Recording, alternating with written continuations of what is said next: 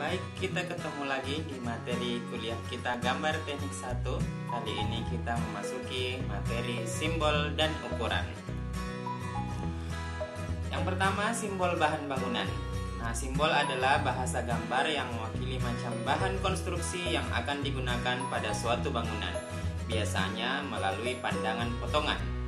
Suatu pandangan potongan adalah sesuatu yang diperoleh dengan membayangkan benda yang telah dipotong oleh sebuah bidang potong, di mana bagian depan digeser untuk menampakkan secara jelas tanda-tanda tampak dalam interior. Nah, jika diilustrasikan sebagai berikut, terdapat sebuah benda yang akan dipotong. Setelah dipotong, maka bendanya akan memperlihatkan isi dari bagian dalam benda yang dipotong tersebut. Nah, bidang yang terpotong akan memperlihatkan jenis bahan bangunan yang digunakan. Nah, apabila kita menggambarnya dalam tampak dua dimensi, maka arsiran-arsiran ini pada gambar tersebut mewakili bahan bangunan yang digunakan. Berikut adalah berbagai macam simbol bahan bangunan yang sering digunakan dalam dunia konstruksi.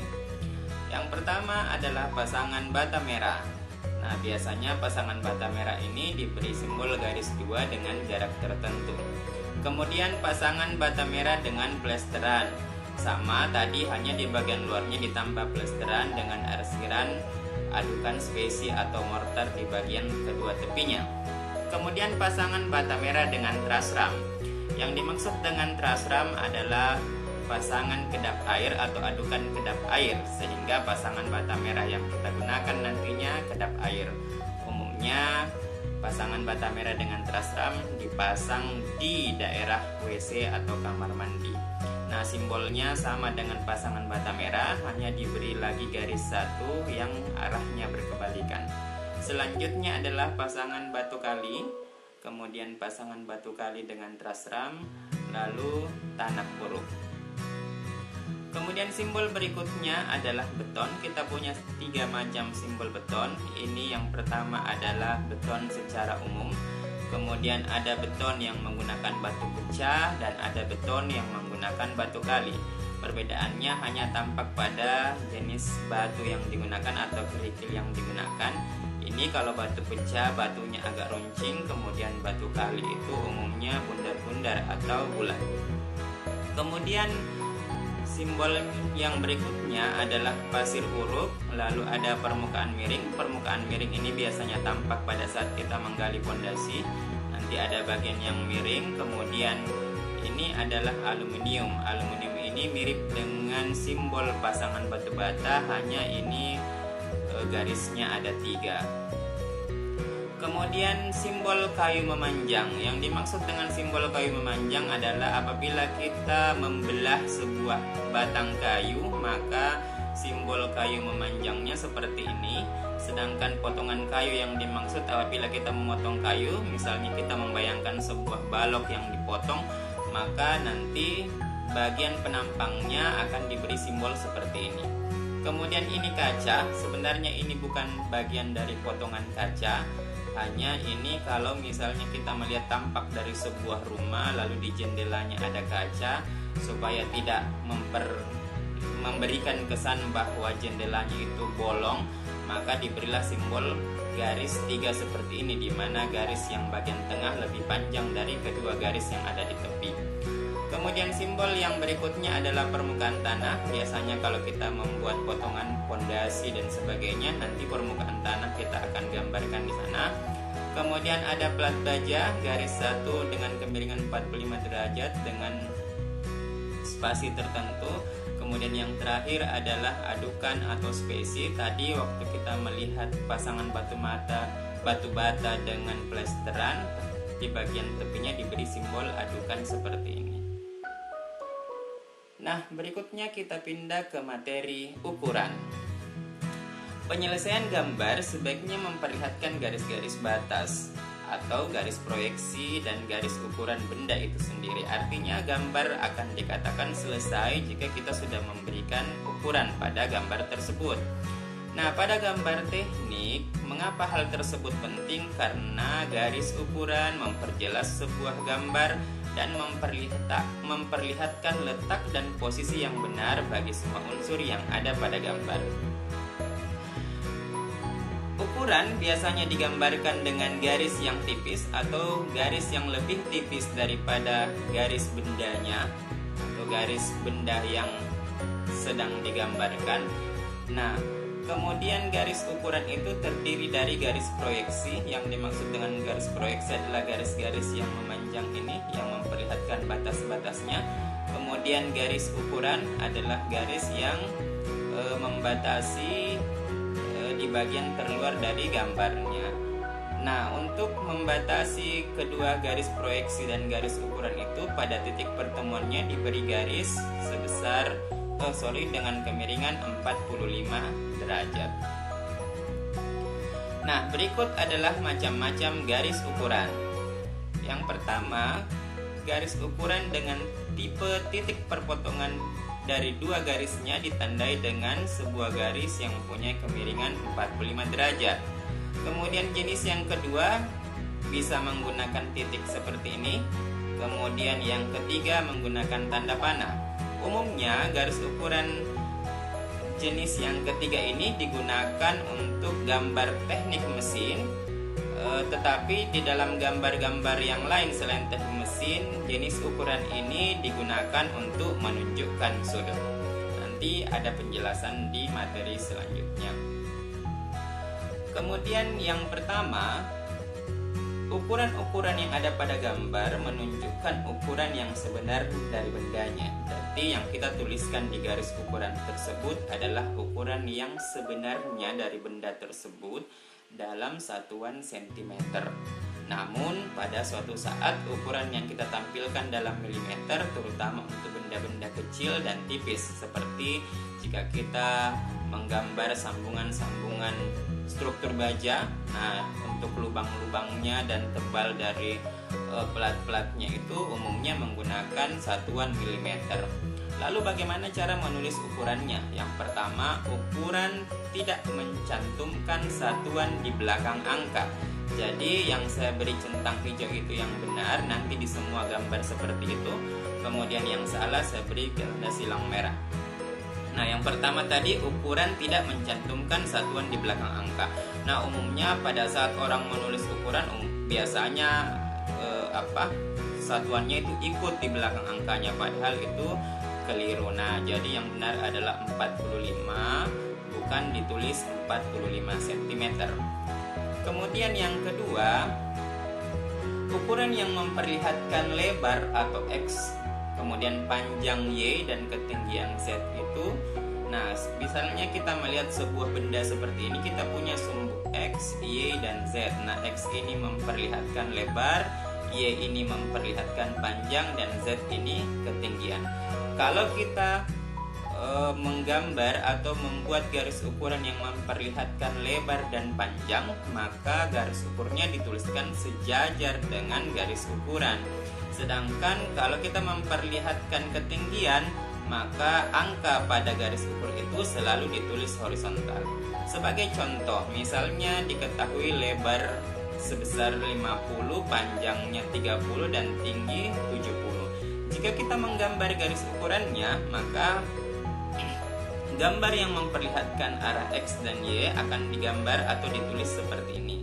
Jadi posisinya selalu mengikuti garis atau angka pada garis ukurnya itu selalu mengikuti garis ukuran. Sedangkan kalau dia memperlihatkan ketinggian, angka pada garis ukurannya itu selalu ditulis horizontal seperti ini. Nah, berikutnya untuk gambar-gambar yang diberikan garis ukur, maka tulisannya harus cukup besar dan jelas dan ditulis di bagian tengah seperti contoh yang ada di sebelah kiri. Meskipun dikatakan cukup besar, tapi jangan juga terlalu besar seperti ini. Ini terlalu besar jika dibandingkan dengan garis ukurannya, sehingga hal ini keliru. Dan yang bagian bawah ini garis ukurannya tidak berada di tengah, berada di tepi. Jadi yang benar adalah yang sebelah kiri ini.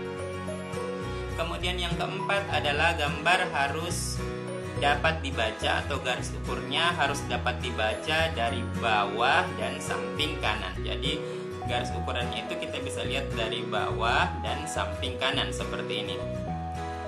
Nah, kemudian ini meskipun bisa dilihat dari bawah dan samping kanan, tapi tadi persyaratannya bahwa garisnya atau angka dari garis ukuran itu harus ditulis di atas garis ukurannya. Ini berada di bawah. Kemudian ini tidak bisa dilihat dari kanan, hanya dari kiri. Kemudian ini juga dari kiri. Berarti ketiga gambar yang ada di sebelah kanan ini cara penulisan garis ukurannya keliru. Kemudian yang kelima adalah ukuran-ukuran yang miring harus dapat dibaca dari bawah dan dari samping kanan. Nah, saya sudah menjelaskan tadi bahwa ukuran itu dapat dibaca dari bawah dan samping kanan, sehingga ketika kita mempunyai benda yang miring seperti ini, maka teknik penulisan garis ukurannya itu kira-kira seperti yang ada di layar sekarang.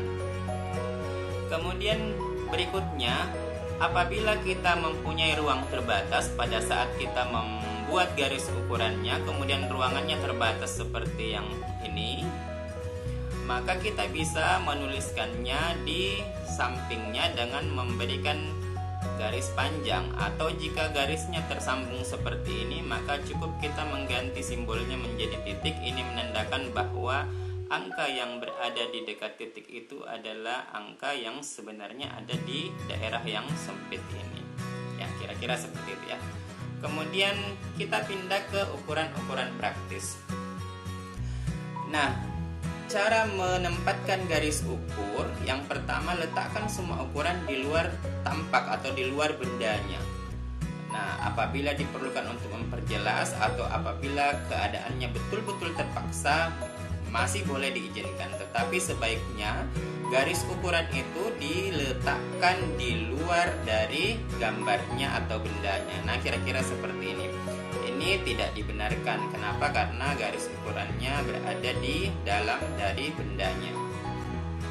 Kemudian yang kedua, letakkan ukuran yang panjang di luar ukuran yang pendek, sehingga garis proyeksi tidak memotong garis ukuran. Nah, seperti yang kita lihat sebelah kanan ini, karena garis-garis ukuran yang pendek itu berada di bagian luar, maka ini adalah garis proyeksi untuk 45 ini memotong garis ukuran 70. Sehingga seolah-olah yang 70 ini kita menjadi kebingungan yang mana batasnya, garis proyeksi batas itu yang mana. Nah, makanya dianjurkan untuk melakukan seperti ini. Garis yang ukuran yang panjang itu selalu berada di bagian yang paling luar. Kemudian yang berikutnya, aturlah agar ukuran-ukuran sejajar pada satu garis. Nah, seperti yang kita lihat di sebelah kanan, meskipun gambarnya tidak segaris di bagian horizontal bagian bawah ini, tapi ukurannya harus tetap segaris, tidak dibuat berundak seperti dengan gambarnya. Kemudian untuk garis-garis proyeksi dapat digambarkan pada sebuah arah tegak lurus. Jadi kalau misalnya benda kita miring, maka pada saat kita menggambar garis ukurnya, usahakan garis ukurannya itu tegak lurus atau garis proyeksinya itu tegak lurus dengan bendanya. Jangan dibuat seperti yang ada di sebelah kanan ini. Kemudian jika kita membuat ukuran dari sebuah lingkaran, nah, ukuran dari garis ukur selalu memperlihatkan garis tengah atau diameter sebuah lingkaran, bukan jari-jari. Sehingga gambar yang ada di sebelah kanan ini keliru dalam memberikan garis ukur. Kenapa? Yang dituliskan adalah jari-jarinya. Yang benar itu ada di yang ada di sebelah kiri ini yang betul. Kenapa? Karena memperlihatkan diameter dari lingkarannya. Nah, kalau misalnya garis proyeksi ini masih membingungkan, maka kita bisa menitipkan simbol diameter di dalam garis ukurnya. Lalu yang kedua, ukuran dari bagian-bagian lingkaran selalu diberikan dari pusat ke pusat. Jika ingin memperlihatkan ukuran lingkaran, dapat dituliskan di bagian sisi lainnya. Nah, jadi contohnya seperti ini, garis ukurnya itu kita buat dari tepi ke pusat lingkarannya, kemudian dari pusat lingkaran ke pusat lingkaran berikutnya. Nah, kalau kita bertanya, ini diameternya berapa? Maka kita bisa membuat garis ukuran untuk memperlihatkan diameternya di sisi bagian yang lain. Kemudian yang ketiga, untuk ukuran sebuah lingkaran, apabila kita menyebutkan jari-jari dari sebuah busur atau kita mempunyai sebuah benda seperti ini lalu punya busur, maka cara menuliskan jari-jarinya seperti ini. Kita memberi tanda di mana titik pusat dari busur itu, lalu kita beri, kemudian nanti dituliskan huruf R lalu diikuti oleh berapa besar jari-jari dari lingkaran tersebut. Kemudian untuk ukuran sebuah sudut, nah bagaimana cara membuat atau menggambarkan atau menuliskan ukuran dari sebuah sudut? Nah, yang pertama, apabila akan mengukur sebuah sudut, gunakanlah sebuah busur sebagai garis ukuran di mana kedua ujungnya diberi anak panah. Jadi kita memanfaatkan busur lalu diberi ujungnya anak panah yang menyentuh dua buah garis yang akan kita berikan ukuran sudutnya. Kemudian ingat bahwa busur ini memiliki titik pusat di sudut dari garisnya itu.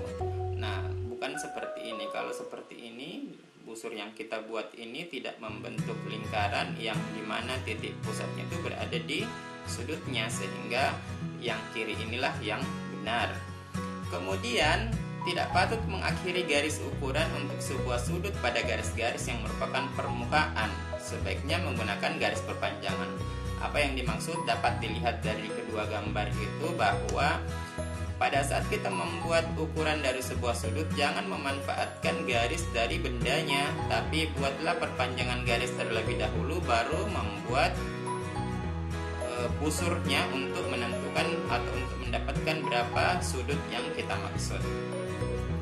Kemudian jika sudut yang akan kita beri garis ukur itu kecil atau terlalu lancip, maka cara penulisannya kira-kira seperti ini. Angkanya boleh berada di dalam, lalu anak panahnya berada di luar seperti ini. Kemudian untuk umumnya penulisan derajat dari angka sebuah sudut itu horizontal seperti ini. Tapi untuk sudut-sudut tumpul yang besar, penulisannya tidak harus horizontal, dapat mengikuti busurnya. Jadi kira-kira seperti itu. Kemudian kita sampai di bagian yang terakhir dari ukuran, yaitu ukuran yang menunjukkan ketinggian. Ini tadi saya sudah jelaskan di depan bahwa garis ukur yang menunjukkan ketinggian dari sebuah benda selalu ditulis horizontal, tidak sejajar dengan garis ukurannya. Nah, jadi dari kedua gambar ini memperlihatkan yang sebelah kiri ini benar. Kenapa? Karena ini adalah sebuah benda yang tegak atau berdiri, sehingga garis ukurannya harus horizontal, tidak tidur seperti ini.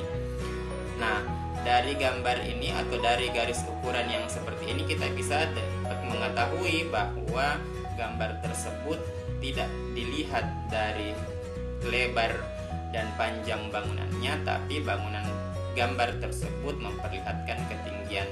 Nah, sehingga dari garis ukurnya ini kita dapat mengetahui bahwa gambar yang sedang kita lihat itu memperlihatkan sebuah ketinggian. Kemudian cara lain untuk menunjukkan ketinggian adalah dengan memberi tanda panah seperti ini, lalu diberi simbol plus dan minus. Kalau dia menggunakan simbol plus berarti menunjukkan ke atas permukaan tanah, sedangkan minus itu biasanya menunjukkan ke bawah tanah. Misalnya suatu bangunan mempunyai basement, kemudian kita potong, nanti akan kelihatan min 4 meter misalnya. Nah, umumnya penulisan seperti ini tidak menggunakan sentimeter tapi menggunakan meter. Baik, kira-kira seperti itulah materi kita kali ini. Semoga ada manfaatnya. Saya pikir cukup. Terima kasih banyak. Assalamualaikum warahmatullahi wabarakatuh. Sampai ketemu di materi selanjutnya.